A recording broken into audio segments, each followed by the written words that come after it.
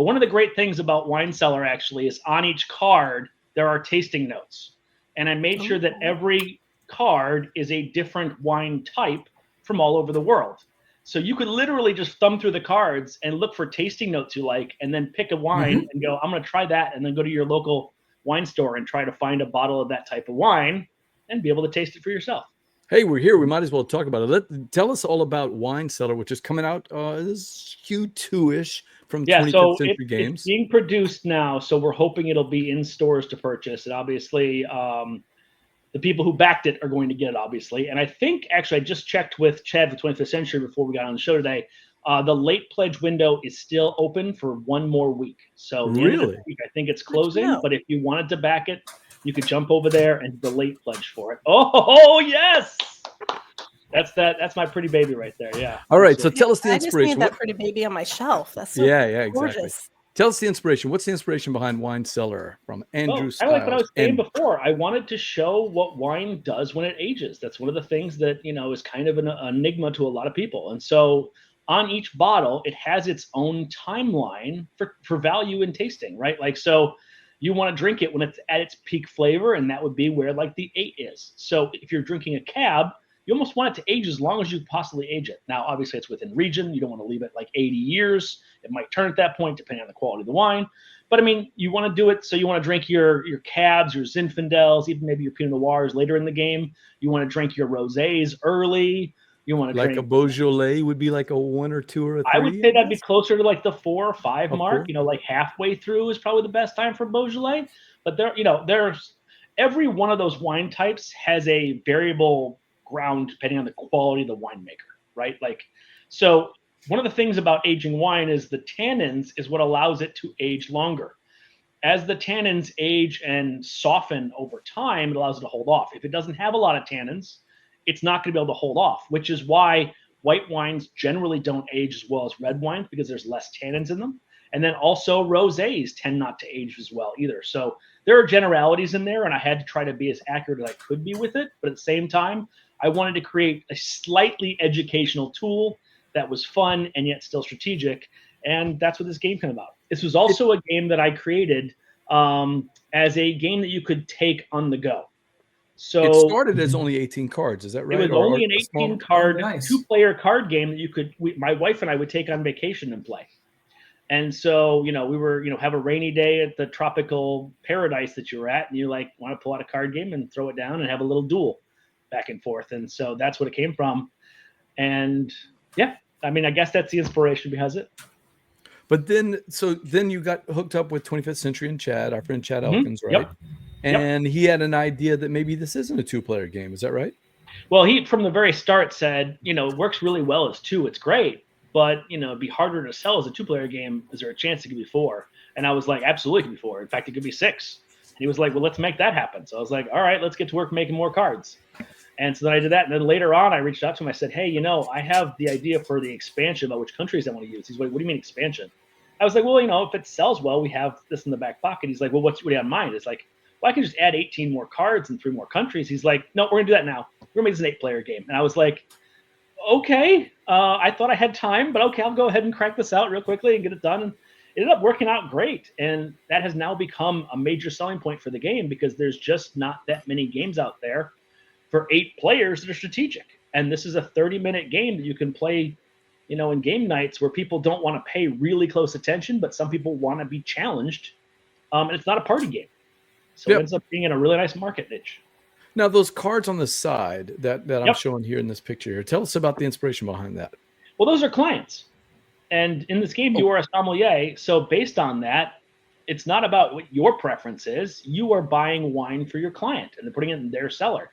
So this is just basically telling what your client is. So in this one, you get 2 different wine types, whether it be sparkling, white, red, or rosé. And then on top of that, they have preference for specific countries. So maybe they like French wine or Spanish wine or Italian wine or South American wine. That's kind of what it's all about. And then you get bonus points for finding those wines in the market and bringing them home. I read my review today because I hadn't looked at it in a while and I hadn't played Wine Cellar in a while. And I've forgotten how much I really liked the game, except for one thing. I had one picayune complaint, and it's not really a complaint. Bring it on. It's not a complaint. I absolutely adore the Vincent Dutré, as we would say, art here. Cool. It is gorgeous, and it looks even better in person, Berla. I mean, the artwork on the bottles is fantastic. The backgrounds, the cover, everything. But the cards are funky. They're hard for me to shuffle. and what I said in the review is that it's a Picayune complaint because although it's hard to shuffle and the cards are funny and long, it's thematic because it makes total sense to have cards as wine bottles, and it also helps you in that spatial placement. So I don't see any other way to do it. I wouldn't want them to be square cards. So I'm taking it back. It's not really a complaint, Andrew. The one thing I'll say to that is that you have a pre-production copy, and we learned some things with the pre-production process. Really? So well, let's take a look. The final version will be a little bit easier to shuffle. I won't give out how, but I guarantee that it will be easier to shuffle than the copy that you have. So you're telling me it comes with like an automatic deck shuffler? No, like not saying that at all. Not saying that at all. Nope. You just drop this in a box, Steve, and it goes spits out the cards. So this is what I'm talking about, Steve. This is these are the cards here, and again, pre-production copy, so it's not everything, and the picture does it much better. But each of these cards, how did you guys get Vincent Dutré to do this artwork? That had to be a thrill, Andrew, for a guy. It's your first game, and you get. What I consider, top 3 board game artist in the world. Good question. So Chad and I were talking, and he was like, "So how do you envision this game looking?" And I was like, "Well, I think it has to go one of two ways. You have to do something kind of like avant-garde, funky, and interesting, and stuff like that, or you can go really classic, soft, just." Beautiful and inviting." And he was like, "Yeah, I think that's probably the way to go." And he's like, "Who would you want to pick for this?" And I was like, "Well, I feel like I'm asking for the moon here, but Vincent Dutré is my favorite." And he's like, "Actually, I have him working on another game. Let me reach out to him and see if he's willing." And it was like, "Really?" He's like, "Well, ask him. We'll see what he says." And he came back. He's like, "Yep, he wants in." So there we go. That's how I got him. Cool. I asked for him. So there's a lesson for people out there. So you know what's funny, Steve? When we think of someone like Harold Lusky, we think of all the scenes that they do, and the pastel colors and the water or the fields. And when I think of Vincent Dutré, I normally think of people. His people, New York, yes, right. New York, 1901. It's that iconic image of the young man sitting on the skyscraper looking out over the city as they're building the city, right? And is it Lost Ruins of Arnak? I think he also did that one, right? So you see the scenery. Maybe I can't remember if he did or not, but you know what I'm talking about. That's kind of what he's known for. And yet here there's no people, and it's gorgeous wine bottles and the gorgeous scenery of the vineyards. I love how he did the glass, right? How the light shines through the glass. He really nailed that part. Yeah. That is fantastic. So up to 8 people, and it plays in 30 minutes. It's only got a few rules, and we should probably cover, just a general overview of how the game's played. I'll totally tell how it goes. So you have a handful of cards, which are bottles of wine. At the beginning of the game, you put a couple of bottles out, and then you bid with the cards in your hand in the upper left-hand corner. If you flash one of the bottles scenes again, in the upper left-hand corner, there's a number. You play it face down. Everybody has one face down. Flip it over. Whoever has the highest number drafts first from the bottles in the middle.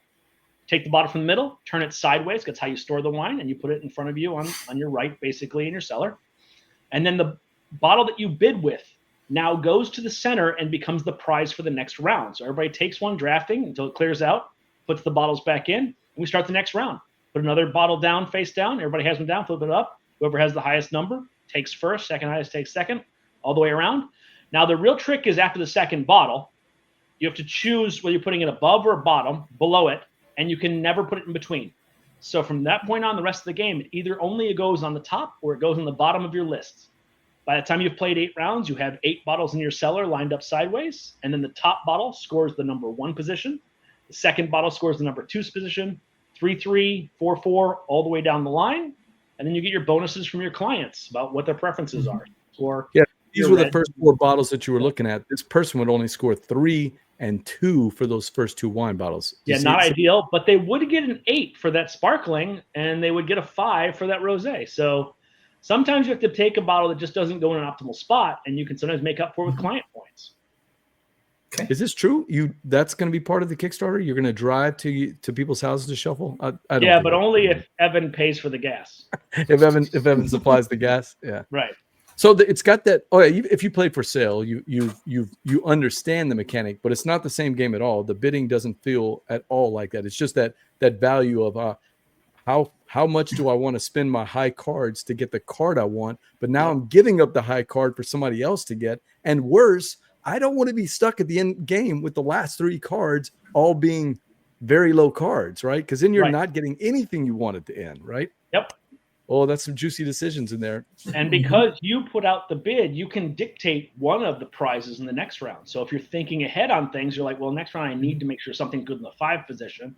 I've got a card that's 8 in the 5 position, the card in the 7 in the 5 position, but the 7 is a higher number, and I really need to make sure I get it. Or do I want to go lower and put the higher? Like you're making some crunchy decisions there, and there are ways to mitigate some things, not everything, but you really have to pay attention to what your opponents are doing. If you give them a perfect Cellar, you're not gonna be able to score and get it all back. Like you have to be careful to play a little defensively and make sure somebody doesn't get the perfect card at the perfect time that also matches their client. Now, when we played it, we played with the clients. Is there a variant where you just play the bidding and score the points?